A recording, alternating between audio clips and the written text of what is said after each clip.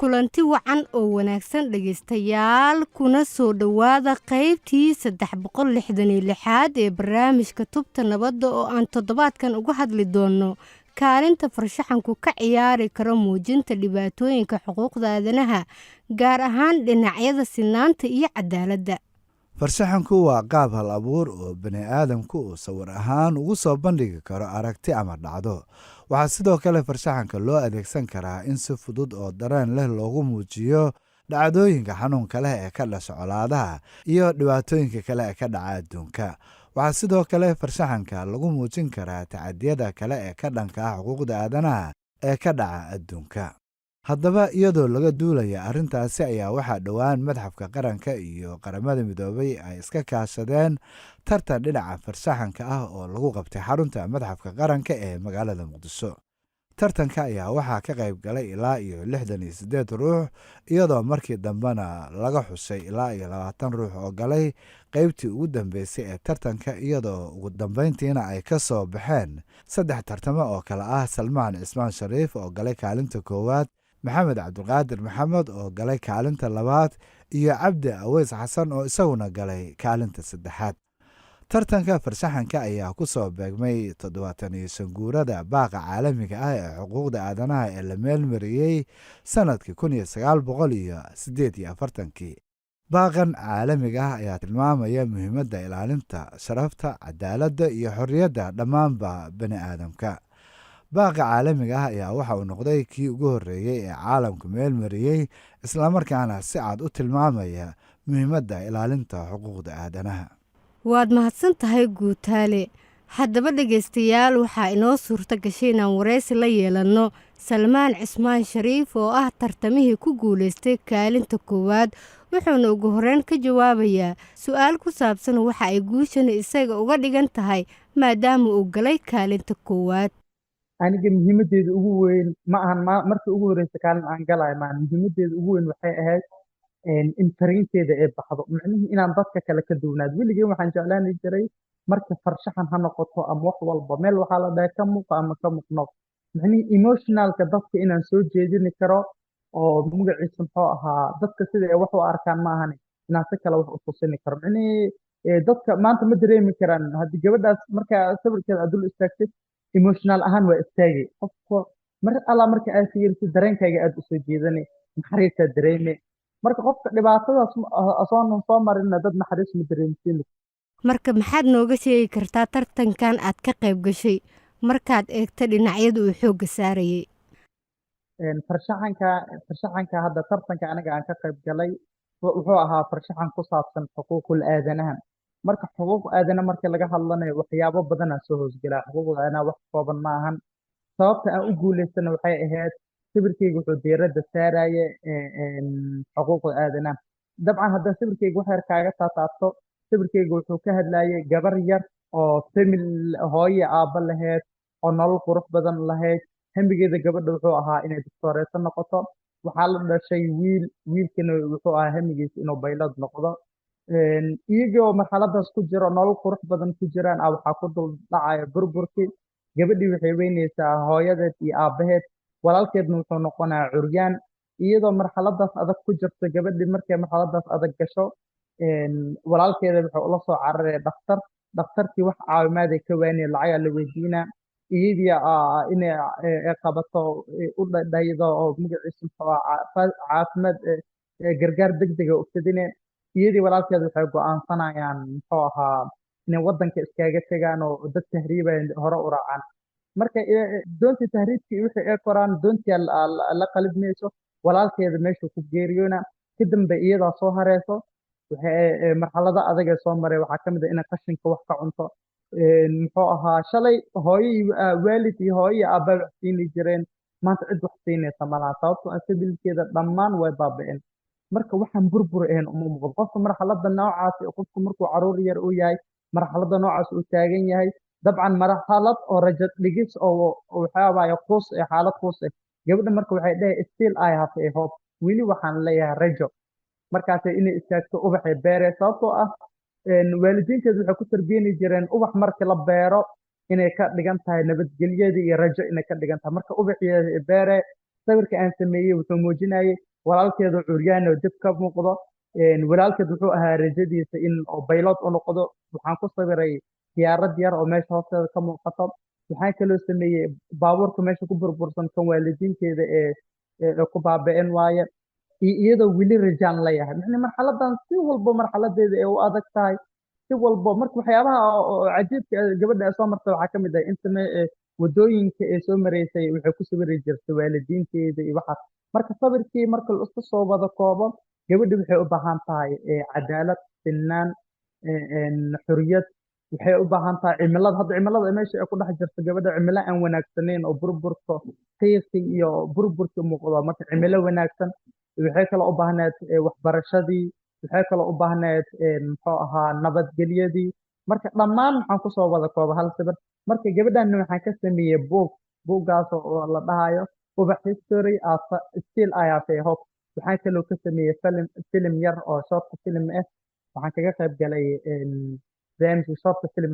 xuquuqul aadanaha marka waa dhibaatadaas qofka inaad tusini kartid oo aad dareensiini kartid qofka farshaxaniistaha waxaa loo baahan yahay qofka inuu meel dhow wax ka tusi karo marka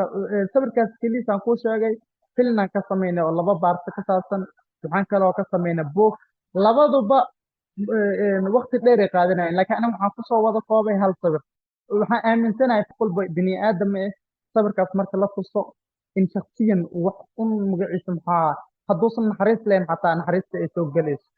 uu dareemayo dhibaatooyinka dadka qaar ay ku nool yihiin muxuu ahaa dadka qaar in la garab qabto inay u baahan yihiin cadaalad helaan sinaan helaan nabadgelyo helaan inay u baahan yihiin ee sax tahay marka muhiimadeeda ugu weyn taas waay yani dadaa nabadgelyo kusoo koray dadaa raaxo kusoo koray oo weligeed waxaan ka hadlaya aan soo arkin laakiin marka qisadan lasoo hor dhigo waxay dareemayaan marxaladda dhab nolosha angalka ay ka fiirinaya maane angalka kale inay nolol kale ka jirto oo aad u adag ani burburaan ku dhashay burburaana kusoo barbaaray waxaan xasuustaa dagaaladii iyo qaxi dhibaatooyin badan ee waalidiinteena nala soo maraayeen dabcan waxyaabaha aan ka hadlaayo badankooda waxyaaba ani aan soo arka waay waxyaaba ani aan soo arkay sababteedana aan muuqaalkaas ugu sameeyey iyo sawirkaas aan ugu sameeyey badankooda waxyaaba sax aan soo arkay waay maxaad nooga sheegi kartaa qaababka loo adeegsan karo farshaxanka gaar ahaanna markaad eegto horumarinta xuquuqda aadanaha marka xuquuq aadanaha lagu sheego yani afka waxaa laga yaabaa gabar yar la dhibaateeyey ama wiil dhibaato mare ama qof la dulmiyey in beejaj badan laga qoro inuu u baahan yahay macnuu marka in la caddeeyo la rabo qofkuna wuu ku caajisaa laakiin farshaxanka marka la dhaho xiriirka ka dhexeeyo farshaxanka wuu soo koogaa hal sawir lagaa yaabay oo muddo beejaj badan in laga qoro u baahnaa inuu hal sawir kuu soo kooba hadda sawirkeyga oo kale qiso dhammaystiran waayo qofkiina markuu arko wuu ka dhex akhrisani karaa marka xiriir weynaa ka dhexeeyo muxuu ahaa farshaxanka iyo xuquuqul aadanaha way iska eg dhow yihiin sababtoo ah waa waxa dulmiga lagu cabiri karo nabadgelyada lagu cabiri karo cadaaladda lagu cabiri karo sinnaanta lagu cabiri karo iyadoon waddo dheer aan loo soo marin hal sawir aa qofka lagu dareensiini karaa cadaaladda iyo sinnaanta waxa ay tahay nabadgelyada waxa ay tahay muxuu ahaa marka sawirka farshaxanka iyo xuquuqul aadanaha waxaa ka dhexeeya xiriir dhow salmaan ugu dambeyn sidee kor loogu qaadi karaa fahamka dadka soomaaliyeed ee ku aadan muhiimadda farshaxanka dadka soomaaliyeed horta farshaxanka qof walbo bini aadam ah xiriir gaar ah kala dhexeeya sababtoo ah sheyga marka oo lasoo daabaco bac iyo design computer wax lagu soo diyaariyo iyo markuu farshaxaniista usoo diyaariyo laba farqiya u kala tahay sababtoo kan farshaxanka gacanta lagu sameeye qofka dareen gaara u leeyahay taasina waxay kalifayso qof walbo ibni aadam ah ilaahay wuxuu ku abuuray qayb ka mid ah farshaxanka qofna farheebadiisa farshaxanka wuu lumiyaa oo muxuu ahaa qofna muxuu ahaa wuu la soo baxa marka anaga waa la soo baxan hadda adigan ila hadlaayo waxaa kugu jirta heybad farshaxan oo kugu lunsan oo aadan ogeyn marka ani farshaxankayga ana aan sameeyo itaada isoo taabanayso sababtoo ah waana sababta ugu weyn qofka markuu sawir farshaxan u arko oo wax kale u dareemayo sawir oo la daabaco markuu arko usan wax weyn u dareemeyn sababtoo ah marka sababtaasayta waa qof walba ibni aadam xiriir weyn aa kala dhacay khaasatan soomaalida markaan kala hadlo horta kow waa inaan ka run sheegnaa farshaxanka dad aan farshaxaniista ahayn oo way yihiin gacan ahaan qofka magaca farshaxan uu wataa laakiin heybadii farshaxanka ma wato sababtoo ah qofka emotional kama dhigi karo si sax wax ma u cabiri karo wax iska caadi caadi qofka markuu sameeyo adiga xataa dareenka lama yeelanayo laakiin artista saxda qofka markuu helo qof walba hadda aniga sawirkeyga dad badan oo waxaa jira oo weligeedna aan is aqoonin oo isoo xiriiriyey oo idhahay magaciisa maxaa sawirkaas aad noo soo jiitay qisadaasito saan waaye waxaa jira idaacada dhaheen warbixinaan ka sameynaynaa marka sawirkaaga markuu cajiib uu yahay oo si sax ah u samaysay waqtigii loo baahnaa aa gelisay qof walba ibni aadam soomaalida ma baahanbo adduunkao dhan uu ka gadmanaa soomaaliyana uu ka gadmanaa adduunkao dhan uu ka gadmanaa marka soomaalida iyo farshaxanka sidee cilaaqaadkooda loogu soo dhaweeya haddaa idhahdin waa in la helaa artistayaal oo perfect oo sax ah artistayaasha saxda ah waxay dadka si dhow u jeclaysiini karaan farshaxanka artistaha aan farshaxanka aan saxda ahaynna wuxuu ka fogeyni karaa dadka farshaxanka marka farshaxanka saxda haddii la helo bulshada aaday u fududahay inay jeclaadaan soo dhawaadaan haddaba farshaxanka bulshada soomaaliyeed iyo farshaxanka cilaaqaad dhowaa ka dhexeeya sidii hore ma ahan sababtoo ah maalin walba waxayna dhahaan inaan barnaa rabnaa meel aan ka barno ma naqaano cid nagu garab qabto ma naqaano anna boqolaal qofooda ila soo hadlaa aniga mar aan gobol joogay kismaayo mar aan jooga waxaan ka furay kismaayo college of art and design dad badan arday badan aan ugu soo xirmay dadkana duruufa iska hayso muxuu ahaa ma wada xamili kara iskuma wadi karaan marka duruuf jirta awgeeda u joojinay laakiin hadda muqdisho insha allah goordhow waxaan ka furaynaa Somali College of Art and Design School College la dhahay inaan ka furnaa rabnaa haddii inoo suuro gasho haddii aan taageero u helno waan furaynaa haddaanan taageero u helinna dad koobanaa qaadanayna anagaa garab istaagayna inta tabarteena ayna geysan islaabsanayna aad buu u mahadsan yahay kaasina dhegeystayaal waxa uu ahaa salmaan cismaan shariif oo ka mid ahaa tartamayaashii ka qayb galay tartanka farshaxan ee dhowaan lagu qabtay magaalada muqdisho welina dhegaystayaal waxaad la socotaan barnaamijka tubta nabadda oo aan toddobaadkan uga hadlayno kaalinta farshaxanku ka ciyaari karo muujinta dhibaatooyinka xuquuqda aadanaha gaar ahaana dhinacyada sinaanta iyo cadaaladda markana dhegaystayaal aan u gudubno christian yang oo ah madaxa xuquuqda aadanaha ee xafiiska qaramada midoobey ee soomaaliya ee unsom